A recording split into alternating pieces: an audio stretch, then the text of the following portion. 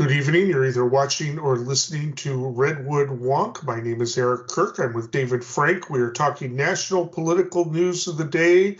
Unfortunately, neither of us is up to date for the Merrick Garland, apparently fireworks in Jim Jordan's circus committee, but we will discuss that probably next week.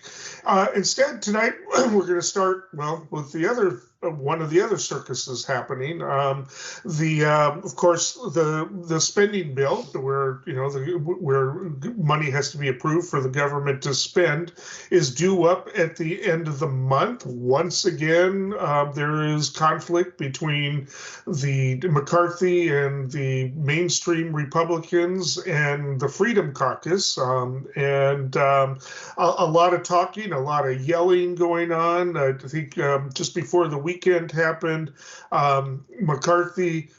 No, it was last week. I think Matt Gaetz was planning to make a big speech blasting McCarthy about how he was breaking the agreement that they made the last time this kind of came up, which was when Republicans were threatening to put the country into default, so we had Matt Gaetz do this, and McCarthy slammed Matt Gaetz, but also offered as we discussed last week, the inquiry into potential topics to impeach Biden on. Well, at the time they weren't really specific about what that's for. Now they're going to say family business dealings, Hunter Biden, blah blah blah, and but that wasn't enough. There's a bunch of talks about wanting to have cuts and demand things that are just not going to happen in the Senate.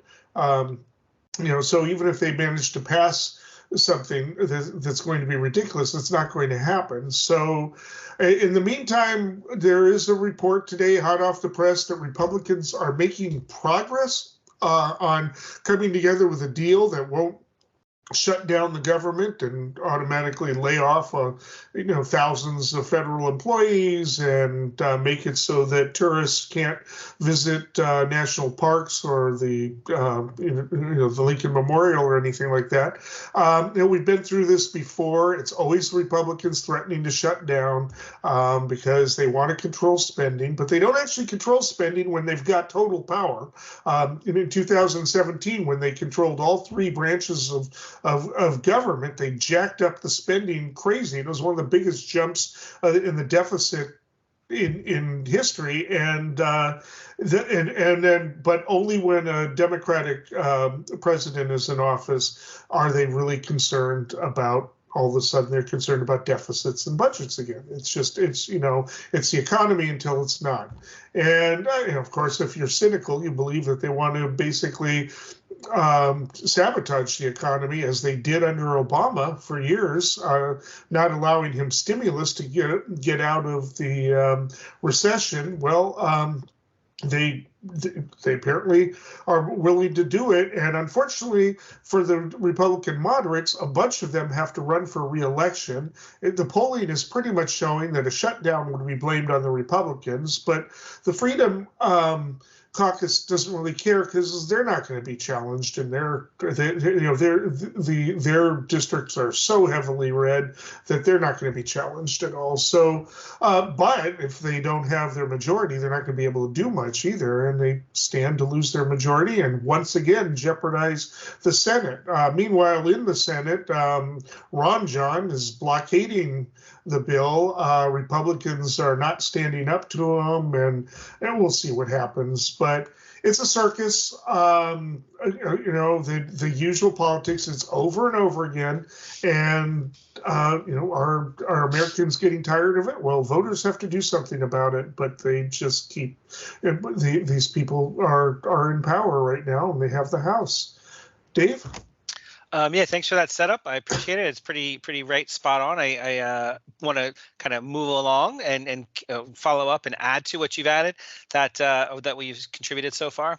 Republicans hold a 221 to 212 majority, so we know McCarthy really can only afford to give up 4 of the votes to pass anything.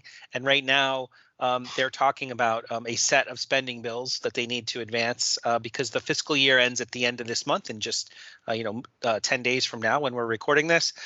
And what Speaker McCarthy had tried to do is, put forward a couple bills that he thought he'd be able to advance with the least amount of pushback. So one would be the defense bill for the next year, keeping Defense Department up near, I think it's $880 billion. It's like record spending.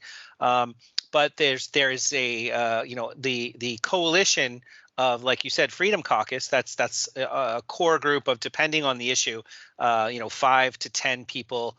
But then as the blockade of getting these bills passed, certain people have other issues besides just the spending amounts. So there's like pet issues that maybe increases that group to up to 24. So that gives McCarthy, virtually no wiggle room. And in fact, he's really up against it, so much so that he had to withdraw those bills for consideration this week because he didn't have the votes. I think that they estimated it would have gone down like 212 to 214 or something like that, because not everybody was present. So there's that piece of it, is like the overall big picture.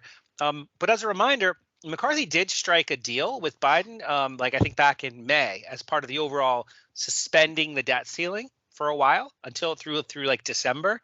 And so the Republicans, these Freedom Caucus folks, are like pushing back against that too. They're saying like, okay, look, he's a bad faith actor. That, he said back in January when they made him the speaker that he would do certain things for that Freedom Caucus and support certain values. But Matt Gaetz Representative Gaetz has said, hey, you're already in breach of that.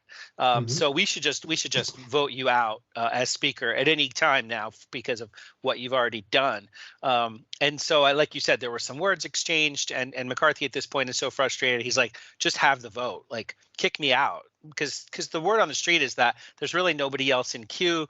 Nobody really wants it. Nobody would do good at it, do an excellent job. So he's kind of it for them.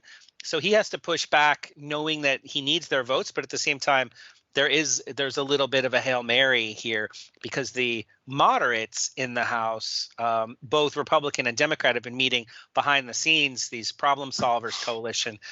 And the question is, could enough Democrats get on board to help McCarthy pass a budget if that budget was, if the spending approval rather was sufficiently in alignment with shared values? So we could talk a little bit more about that, but let me just say one last thing here, that the appropriations, that what the proposal on the table was to cut everything by 8% except defense and veterans and disaster relief, impose certain restrictions on immigration, which I think was asylum reform, and then build the wall, resume construction of the wall. Other people have also said that they want to cut the funding for the Jack Smith investigation of Donald Trump. So they've got a couple little pet projects that they want McCarthy's support on. But overall, that compromise plan was not good enough, air quotes, for the Freedom Caucus. Thus, the current standoff that up until as recently as last night was still in place. Yeah, I mean, first of all, they can't cut off funding for the Jack Smith investigation. They can cut off funding to the DOJ, but the DOJ is going to basically allocate the resources the way it wants. They don't have the power to micromanage the DOJ. So it's it's stupid. I mean, I'm just going to say that outright. It's blatantly stupid for them to even demand this, because they can't get it. It wouldn't be constitutional if they tried. But this is rhetoric. This is playing to the base. This is what they want. They know they can't get it, but it puts McCarthy in a difficult bind, because he's the one who's supposed to, has to come up with a kind of a deal. He's the one that's could lose his position. I mean, quite frankly, if I was McCarthy, and McCarthy had any kind of integrity whatsoever, he should just say, you know what, fine, I won't be speaker. That's it. I'll just, do this. But he feels like he's entitled to that. So, the big question is will he make this deal with the Democrats? Well, then he's got to come up with a plan that's going to entice at least the moderates off of the Democrats, and they can only do so much, or they will get flack from their own party. He's in a tough bind. He's been showing his frustration over the past week week, but he's just once again showing that he's not effective unless he can put a deal together. But if he puts a deal together that's going to fall because it can't happen, such as conflating it with building the wall at the border or some other stupid thing, it's just going to hurt him. And this time there's an election, and there's already a lot of moderates who don't want to vote for Trump.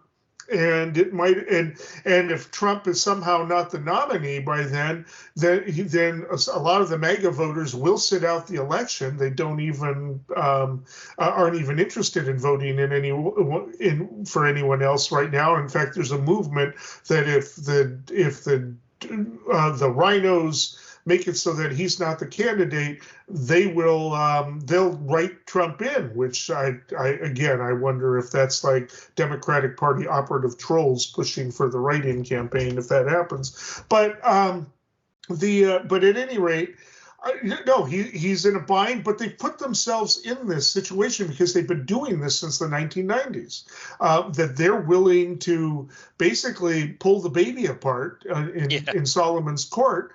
Whereas, the Democrats are always in a position where they've got to bend in order to keep the government from closing. But at this point, I think the Democrats and Biden are just going to say, you know what, you want to shut the government down, that's your prerogative, but we're not going to be building the wall, right? We're not going to be doing this stuff. So you want to cater to your crazy people, or do you want to, talk about it more bipartisan, which you got to do anyways if you're going to pass something that's going to pass the Senate. So right. If McCarthy was at all had integrity, this wouldn't even be an issue. He would just go straight across the aisle and say, "I've got these crazies in my, in my party. What can I do to get this passed? Without compromising our principles, and what do we have enough in common to come up with a spending bill that could at least draw some of the Democrats, even if the progressive caucus doesn't want to go along with it." So I think two of the things that you said, I'm just going to follow up on, which I think are spot on. One is that McCarthy sort of needs to rise above this. He says he's actually speaking as if he's trying to these days. He's a little bit more calm, a little bit kind of, treating it like it's an inevitability that he's going to have some recalcitrant, resistant members of his caucus. He said, quote, "I will continue to fight all the way through." Saying a government shutdown would undermine U.S. security abroad and at the border with Mexico. So he's kind of pushing back and saying, if you guys want security and you want border, well, we need money for that. So let's keep the government going. So what I don't recall the source. I think it was Politico. They were saying that he's actually reached out, or his surrogates have reached out to Senate Democrats. So they already are in the works of trying to figure out what to include in a continuing resolution just to keep things status quo through the end of October, like basically kick the can. And that's the part where I think that there has been some traction with his own people, his own the House Republicans, but of course it's not satisfying everybody. One of the things that they're asking for is Representative Victoria Spartz. She's saying, let's just commit to a federal spending commission. If we could do that, that's something we could take home to people that are sorry, I have to look at the exact amount. The $1.47 trillion spending bill that they're looking to do, where can we make cuts? Like, people are talking about small cuts here and there, a few hundred million there. But in reality, that's not something that necessarily responsible leaders would hold the budget up over. So I think that's why there's that push for that commission. And so her quote was, "It's a shame that our weak speaker cannot even commit to having a commission to discuss our looming fiscal catastrophe." So McCarthy is kind of taking it on the chin from some of his own folks, like I said, including Chip Roy, Freedom Caucus member, Representative Roy. He said we have to hold the line, and he was doing some kind of pep rally, and he said now it's almost inevitable that the shutdown's going to happen. So I'm going to actually talk more about this in my prediction for this week. All right. But the truth is that there are some people who want to hold the line despite the strong preference of the majority of Republicans and Democrats that they come up with a resolution. Yeah, because they're not in districts where they're going to be in jeopardy. But there are, somewhere between 30 and 40 Republicans, or I don't know if that many, that's how many swing districts there are, but at least 20 to 30 who So are. I heard there were, depending on how you look at it, 18 to 20 strongly supported President Biden, but that have Republican representatives. Right. I'll call it 20. Yeah, and it won't take much for them to lose. And if they're going to take the flack for the government shutdown, then they don't want to do this. So it may be that some of them are forced to work with Democrats, at least in the negotiation phase, because they want to be able to take that back home to their moderate to or to their competitive districts. So they've got a problem, and the Freedom Caucus just doesn't seem to be sympathetic to their situation at all. No, and even Representative Ralph Norman from the Freedom Caucus, he said that it would be the end of his speakership if he goes around us. So they're trying to claim that, like, we will pull up the vote to bring him down, and he needs us. So it almost seems like like those are the rock and the hard place for McCarthy. He's either going to ride it out to the end, and if he can't get some support from his own side, he could go for the bipartisan approach, but then his speakership vote would come up and it would probably go down, and then the question would be who's next, and he might just end up right back in there. So it could all just be a bridge too far for the Freedom Caucus to see this thing through. They might actually have to back down. No, I think they're going to have to do that, but if he was smart, he would have already said, "Take my speakership away." Fine, I'm not going to do this, but that's not the way he thinks. Hey, UAW family! Last week, we announced the launch of the Stand Up strike. I want to give a major shout out to the thousands of members who are on the picket line right now, fighting for all of us. For the first time in our union's history, we're on strike at all three of the big three. We face massive inequality across our society. Our industry is rapidly changing and workers are being left behind. The big three have made over $250 billion in North American profits over the last 10 years. Car companies are fleecing consumers right now. In the past 4 years, the average price of a new car is up 30%. You think UAW wages are driving that increase? Think again. Okay, next topic, the UAW strike coming up. This is a strike against all three of the major auto companies that's already in effect at a few plants. UAW, Sean Sein is it Sein or Sein? His name, the UAW head. Yeah, I think Sein. Saying, all right, is threatening to expand it. This has become a very political strike. I am actually going to talk about the strike in my or make a prediction about some of the politics arising from it. But the UAW is making demands. It sounds like a lot. They're demanding a 36 to 40% increase in wages, but their argument for having it so much is that they, way back before and during the 2008 crash, they made huge concessions. And the promise was that when that recession was over, the companies were going to make up for lost time and raises. Well, they haven't done that. They're always looking for an excuse. And right now their excuse is, oh, we have to switch to electric cars, and that's why we can't pay your raises. And that's something that Donald Trump is playing in, trying to blame it on electric cars. There's other issues as well. The benefits right now, the pension is in fact, it's widely believed that the demand to have universal pension again is not going to happen because actually the car company pensions have been breaking their backs over the years. They offered them back in the 60s and 70s when baby boomers were working for them, and now they're paying a lot out.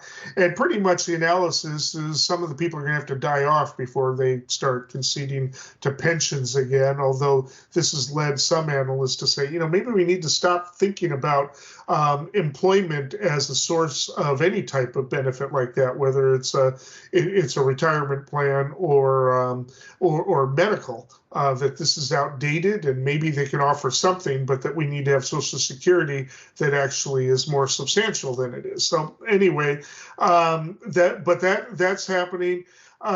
Several other demands as well, but there has been a little bit of progress, but the strike is happening, and it could expand anytime soon. Of course, this is a concern to the Democrats. Of course, because it could have impact supply chain issues just like anything else, and that could aggravate inflation, increase the risk of a recession. The auto industry is huge in this country. It's what our middle class was. It was the bedrock of our middle class for decades. It's been declining. Biden is going to brag about the fact that there are more auto making jobs now than there were during Trump's years, and he is backing the union along with a lot of other Democrats, including Fetterman and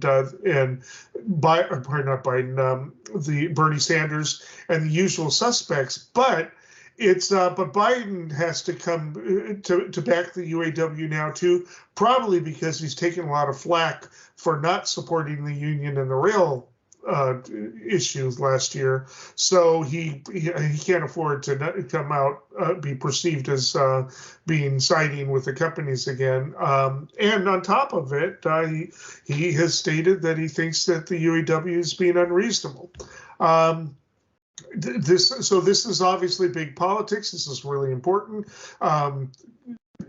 Michigan is where most of this is happening, though not all of it, is key to winning. I'm not sure that either party can win the presidency without winning Michigan at this point. It seems to be one of the bellwether states, but it's happening. One of the biggest strikes we've seen in a long time, and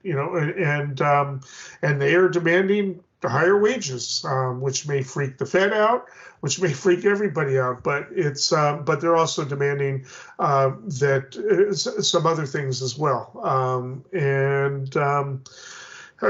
cost of living assessments and all of that they haven't been getting. So, Dave, you want to step in here? We're talking about the strike and what the issues are and its importance to politics, particularly the upcoming election. Yeah, I think so.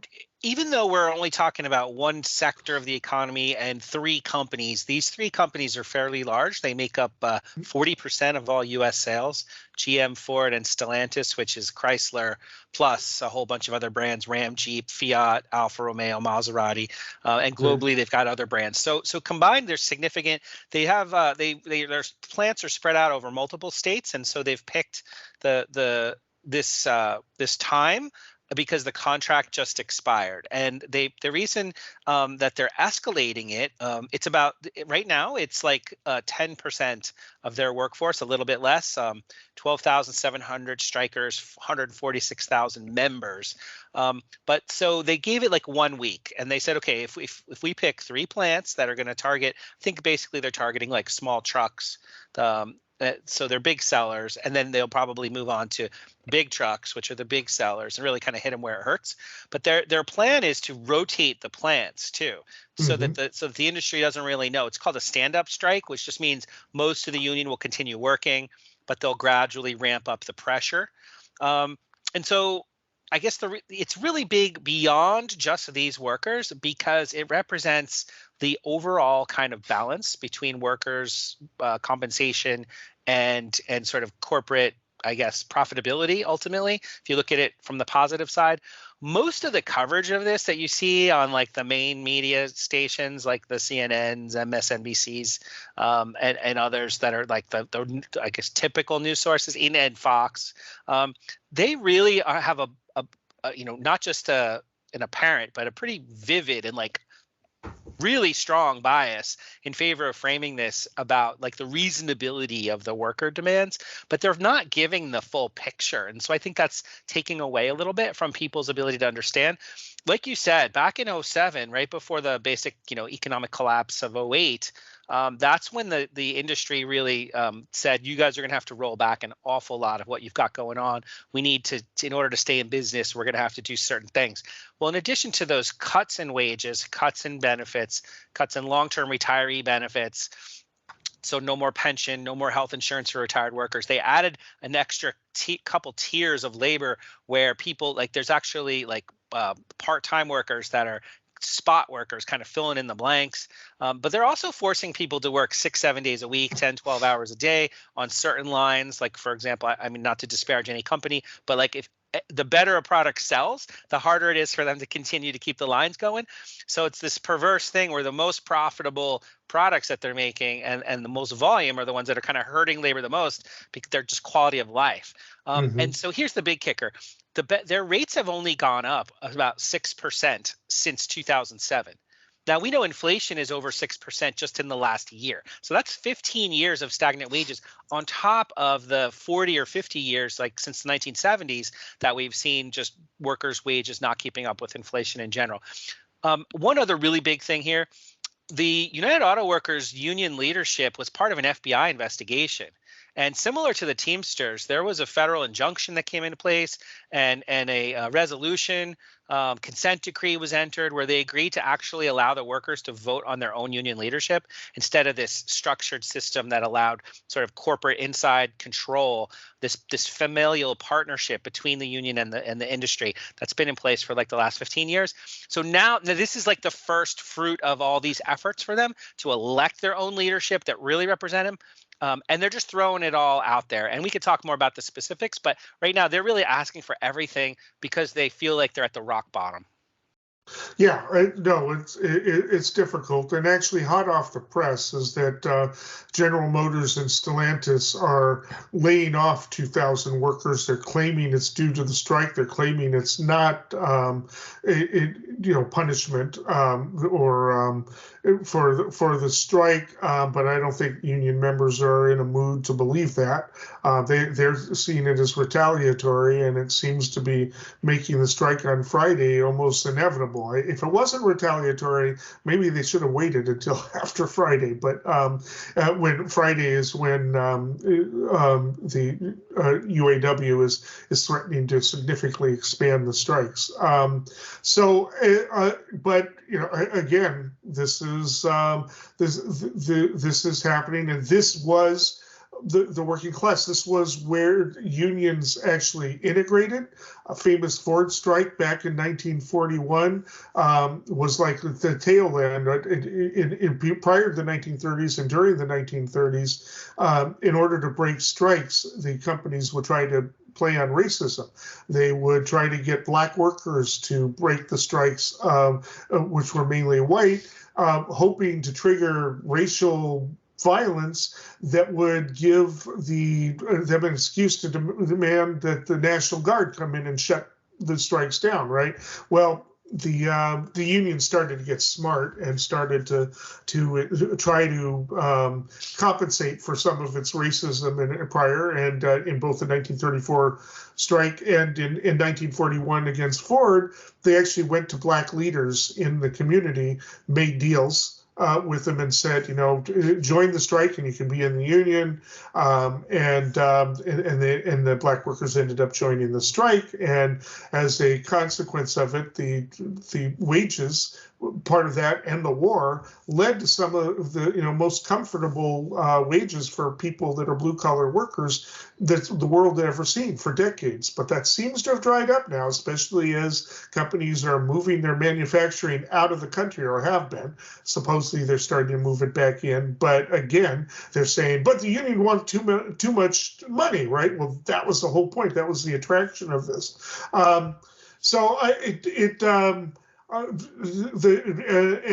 The politics of it are, well, Democrats want to be seen as pro-union.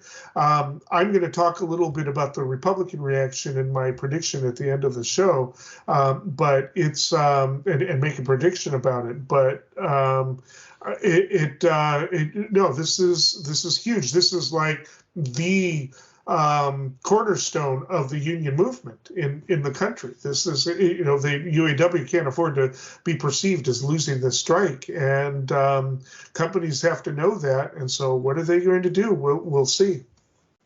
Yeah, it's interesting. You'd mentioned that plants do close and they go overseas, Mexico and elsewhere. 65 plants have closed in the last 23 years. So it's been happening. There's been this hollowing out a little bit of the saying used to be what's good for GM is good for America. Yeah. But so now the idea is that, well, at what cost when it comes to workers?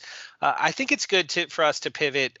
Number one, the companies are offering a 20% increase, but it doesn't appear that they're really adhering to the vast majority of those other requests to be determined. Like I think those things do need to be hashed out on the merits of what it means to provide a contract. Like we don't need to get into the nitty gritty on their negotiations, but from the perspective of the political impact, you did mention that Biden wants to be seen as being pro-labor. It was leaked or floated, I guess, in a trial balloon out in the media a few days ago that he was going to go there and support the labor movement. Right. But he subsequently rescinded that. He rescinded it reportedly because they were making some progress in the talks, and he didn't want to aggravate that. I wonder if this goes on, if he will go make an appearance. Yeah. So that's the same reason that Bill Maher gave for why he's not going to go do his show against the striking writers guild. He said, "Oh, well, I thought they were going to resolve it, but so I won't do my own thing." I think it was just cover, and so it's really because he got pushback from the business community, I believe, from what I've read, and I'm reiterating what other people have said elsewhere. Right. That pushback that's saying it would be bias. He would be showing bias in negotiations against corporate interest if he supported labor. So he didn't want to do that because presidential politics are so tightrope right now. So I want to mention that. I think he didn't want to deal with that criticism. So in the face of that, what did Donald Trump do? Donald Trump just announced that he's going to go support the strikers rather than attend the Republican debate. Sort of. Yeah. He's going to speak at the strike space. Right. Be present for a photo op for the benefit of creating his own news and providing cover, I think, for missing the debate. And so it's for his own self-interest. It's not actual support. And Fain has already slammed him. So I'm not sure he's even going to be allowed to go anywhere near a strike. He's saying he's going to do that, and he'll probably say, oh, the union bureaucrats. But again, I've got a prediction about that at the end of the show. But yeah, it's he was going to do it last week. He was going to show up and talk to former union members and the rest to slam the electric car thing. But he's taking a real chance there. But that's what he does. So two things here. I know we just have a couple minutes left. One is I think that electric car line of thought argument is just cover because the same workers can be retrained, the same factories can be retooled. It's not a thing. There's going to be and some of the federal spending packages have mandated that jobs stay in the country. Exactly. A lot of the electric related stuff. They've got to start making batteries now. They're opening. Anyway.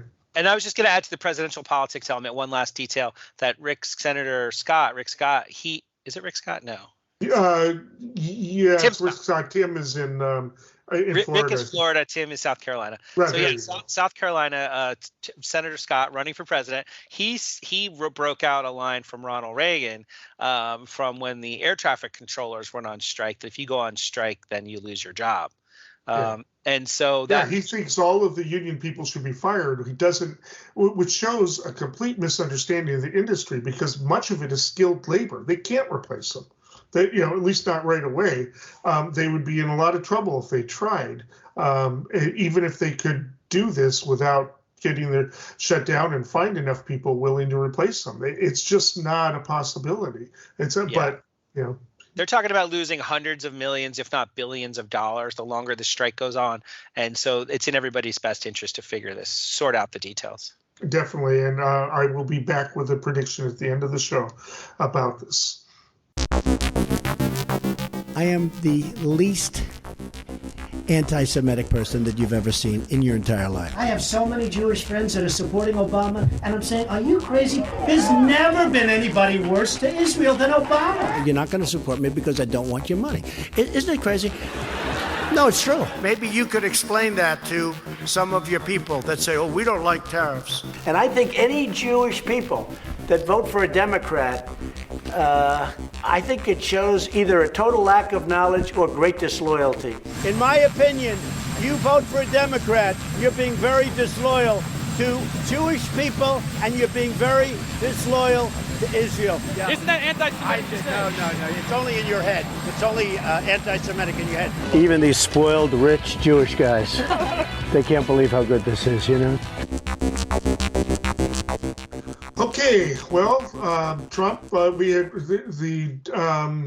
the celebration of Rosh Hashanah, the Jewish New Year, was over the weekend, and Trump made a very interesting post in which he basically said that liberal Jews have voted against their interests and voted to destroy history, and you need to do better in the future. This has provoked a lot of outrage. It's not the first time he's kind of said this kind of thing. He's got a bad habit about this, but he made it. He's not apologizing for it. And he doesn't see that it's anti-Semitic because he's only attacking liberal Jews, right? Which happen to be 75% of the population. I will say that as we've discussed on this show, Trump between 2016 and 2020 did have a slight increase in support from Jews. I've talked about why that's the case. But he didn't. But the fact of the matter is it's a very culture that identifies with liberalism to a certain degree, and by his attacking him that way, he's brought on a bit of anger to this, and so. How do you respond to this? How should the Democrats respond? And it's not. I mean, certainly, the Democrats get in trouble when one of their Muslim members makes comments about it's all about the Benjamins and things like that, which is a play on old tropes. But but there is a certain taboo about accusing Jews of being the cause of their own oppression, and but Trump doesn't worry about taboos. Dave, what do you get to say? So I think from my perspective, I wanted to get to the heart of this because I heard it and I thought, what is going on? Why would Trump say the following? And this is what he tweeted, put out on Truth Social. Quote, just a quick reminder for liberal Jews who voted to destroy America and Israel because you believed in false narratives. Mm-hmm. Let's hope you learned from your mistake and make better choices moving forward. He's basically saying, like, Jewish people should consider voting for me, not Joe Biden. And right. So he said that before. Yeah. So he actually sent this out after, forwarding a pamphlet, an Instagram pamphlet from a group called J-Exit organization. And if you haven't heard of them, I hadn't either. But it's a group that's mission is to, quote, educate and encourage Jewish Americans to exit the Democratic Party. And, quote, we believe, this is Michelle Terrace, the founder of J-Exit. We believe he shared it on Truth Social because he's so proud of his record of support for the Jewish community in America and for the state of Israel. And, quote, we are thankful to the former president for sharing it on his Truth Social account. As our post states, there has been no greater friend to American Jews and the state of Israel than former President Donald J. Trump, and we are deeply concerned that many liberal Jews in America do not recognize the former president's history of accomplishments in supporting our people and instead vote blindingly for the Democratic Party. So we totally know where they're coming from, and now we can sort of see, Trump thought he had cover. Trump's like, I'm just forwarding this pamphlet. I'm just saying that they say, the ones that the members of the Jewish community that are friendly to myself, they say this about me. And I just think it's important, like, what's in the flyer? What did he do that they're hyping up? The short version is he moved the capital from Tel Aviv to Jerusalem. He supported sovereignty over Golan Heights and Judea. He helped, I don't know if he helped. He signed the Never Again bill, which considers Jewish nationality, not just a religion, but a nationality, which then prohibits discrimination, opens it up to Title VI protections from the BDS movement, which is boycott, divestment, and sanctions. So now that people that are involved in that sort of thing, like boycotts of Israeli products and stuff, that those people can be, that's a civil rights violation. And also the Abraham Accords, which was Israel and United Arab Emirates and Bahrain from 2020, a bilateral agreement. So, and then finally that flyer has Trump in Jerusalem. So they're basically saying, here's a package of things he did good. And so obviously, maybe it's not obvious to everybody, he thought he had cover here. Right. But he took this hyperbolic, extreme statement, and of course there's going to be pushback because of all the anti-Semitic tropes that American Jews have dual loyalties, for example. That's bigoted, yeah, and it's basically, I mean, it's generally bigoted to include an entire group in any claim. Like, everyone is an individual. Everybody needs to be treated as an individual. And to say that everybody, an entire block of people, have a particular, failing or criticism or a short-sighted voting pattern, it's obviously, let me just quote the American Jewish Committee says, claiming that American Jews who do not vote for Mr. Trump that they voted to destroy American Israel is deeply offensive and divisive. So hard stop. It is deeply offensive and divisive, but he doesn't seem to care. He thinks he can get away with it, and apparently he does. Yeah, I mean, he's been accused of what has been referred to as Jew-splaining. He's the Jerusalem Post. Last year he said something that was arguably a little bit worse. He said the Jews of the United States needed to get their act together and appreciate Israel before it's too late. And then said, no president has done more for Israel than I have. Somewhat surprisingly, however, our wonderful evangelicals are far more appreciative of this than the people of the Jewish faith, especially those living in the U.S. I mean, it's those living in Israel, though, are a different story. Highest approval rating in the world could easily be PM. He continued, as he supports. We won't even get into that, but people have responded. The Jerusalem Post's then editor-in-chief Yaakov Katz tweeted, nothing to see here, just a former U.S. president using threatening language about American Jews at a time when anti-Semitism is on a global rise. Retired Army Colonel Alexander Vindman said in a tweet, he accused Trump of executing the fascist playbook to turn his mob on Jews. I mean, so there's some pretty strong language that came then and now, and in response, and he's like trying to say, I didn't attack all Jews, right? Well, no, 75% of them who voted against you. I mean, so it's just this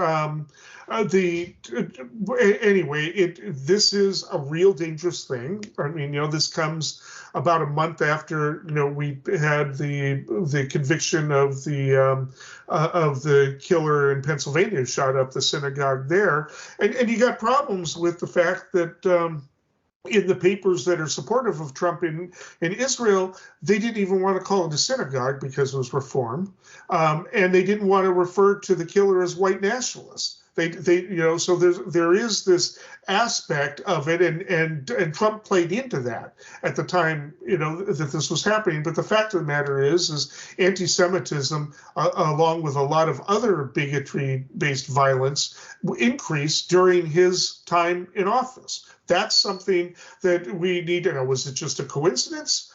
Did it have anything to do with the rhetoric? I don't know, but the point of the matter is that increased violence against all of these groups, especially LGBTQ, but Asian and Jews, has been a problem, and he does not want to look at that. Yeah, I mean, I would say, to add to what you said, there's like Charlottesville happened where there were people with tiki torches yelling Jews will not replace us, and then President Trump's response to that was in effect like, well, there were good people on both sides. I think he said like, I wasn't talking necessarily about the white supremacists, but their side had lots of good people. Not everybody on their side was white supremacists. Like he kind of tried to skirt around the issue. But Sure. I think it's pretty widely accepted that he does have, support from various hate groups and supremacist groups and bigoted groups and groups like groups that track hate crimes like Southern Poverty Law Center, Anti-Defamation League, those types of groups. They've got documented increased attacks and harms, violence during his watch. And I don't recall the person who mentioned this, but some astute observer said what he does is he pushes the door open for these people to be unleashed. He's not actually inviting them in. He's not actually like encouraging them, and he's not actually like inciting the violence. But he pushes the door open, and he's real good at it because he's got a track, not because, but he seems to have a track record of just kind of just pushing the right buttons, whatever that means, air quotes.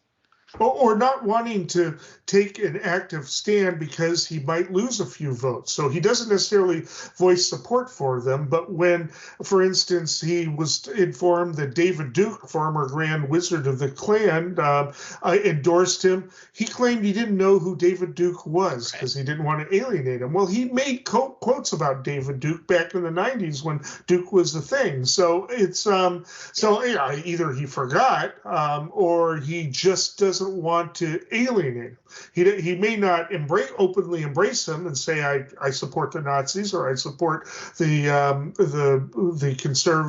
League of Conservative Citizens, whatever that is, but he doesn't. He knows that in a close election he needs their votes because we're talking 2 or 3% of the population potentially, and that can make a difference. And he needs them to turn out for him, so he doesn't discourage it. I mean, sorry to interrupt, but you say 2 or 3. When we covered the Republican Party breakdown, you and I with a microscope, it was a very big. It was close to a third of the Republicans interviewed self-identified as being, to them that was an acceptable.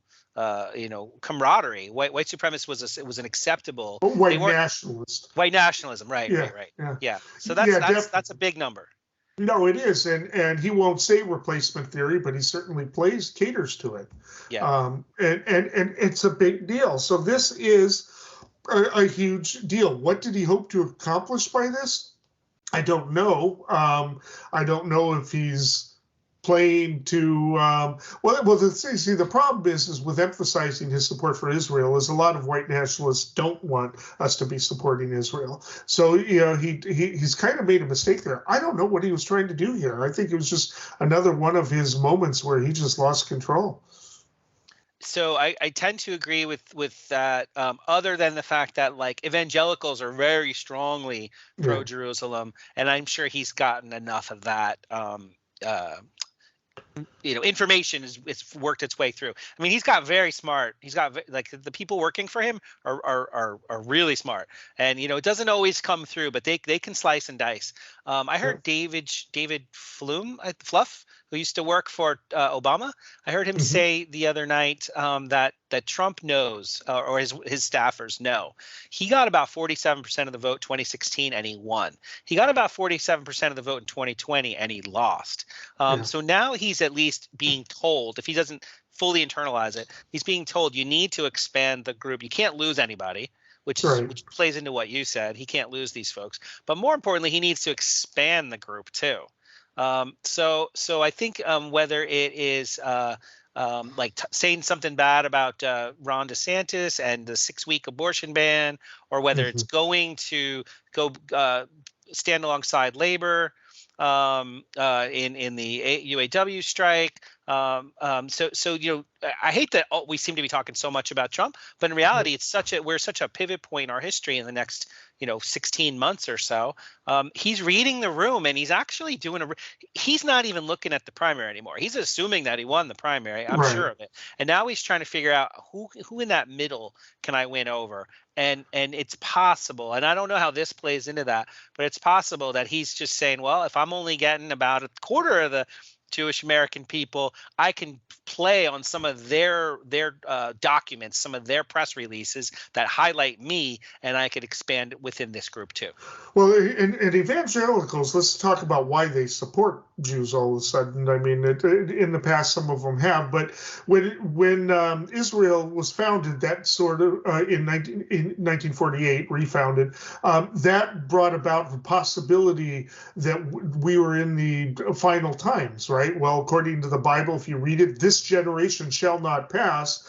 They want the second temple to be built because that's part of their interpretation of prophecy. But the problem is 1948 was a long time ago. We're getting through. When is the generation? If anybody if it passes time and there's nobody left alive who was alive in 1948, I guess the generation has passed. So God's got to speed up the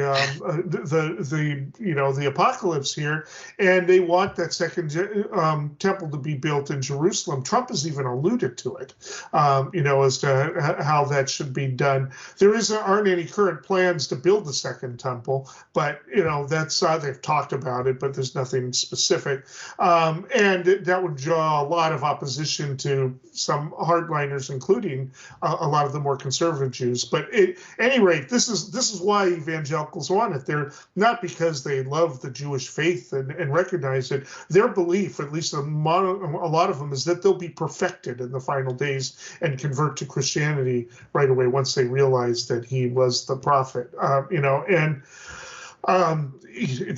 Again, it's extremely condescending at minimum. And this is what, again, Trump is catering to. That evangelical support is contingent and very strange.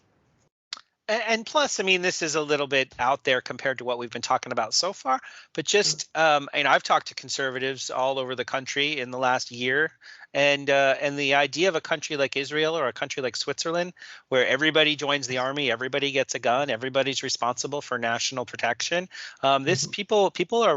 They're aware of this, and they think good things of Israel. They think highly of Israel in general because they're in such a tough neighborhood, and they've got to deal with their borders. They've got to deal with their terrorists, and et cetera, et cetera. And so the idea is that, hey, like this from just a civic policy perspective, there is an affinity for a country to be sort of martial like they are. Yeah. Yeah, although Pat Buchanan wouldn't support Israel, he said that the economy is socialist to the core, which it is very socialist compared to ours. But we don't talk about those things, or at least certain people don't. We will. So the beat goes on, and more anti-Semitism in the campaign. But we are done with our segment.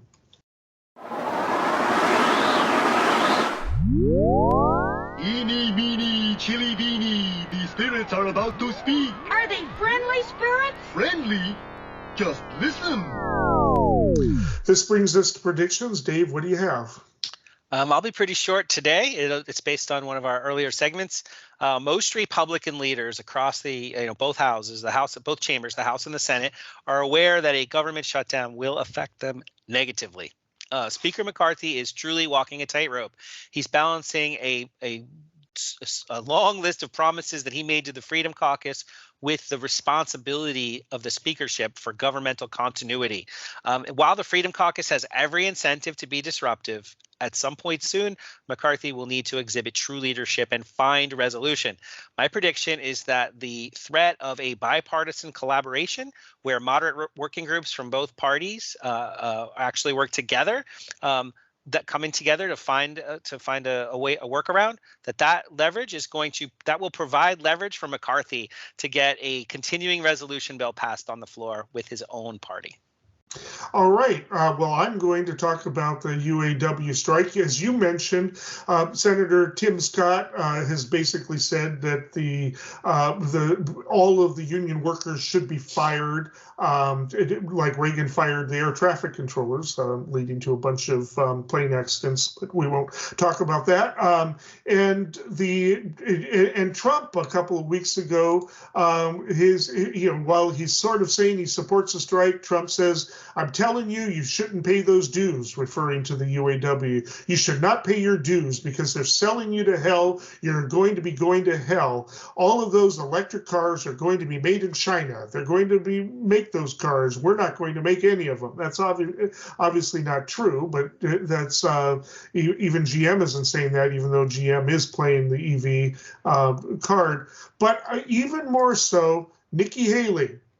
This is when you have a president that's constantly saying go union, and this is what you get. The unions get emboldened and they start asking for things. Well, I think the Republicans right there have blown their chances to win Michigan, barring a senior moment, a Mitch McConnell moment for Biden. I think that no matter who the candidate is for the Republicans, the Democratic candidate Biden is going to win Michigan, and they're going to win big within Michigan in the local races too. My prediction. You heard it here first, or second or third. All right, then. We will be back next week. Until then, stay informed and stay engaged.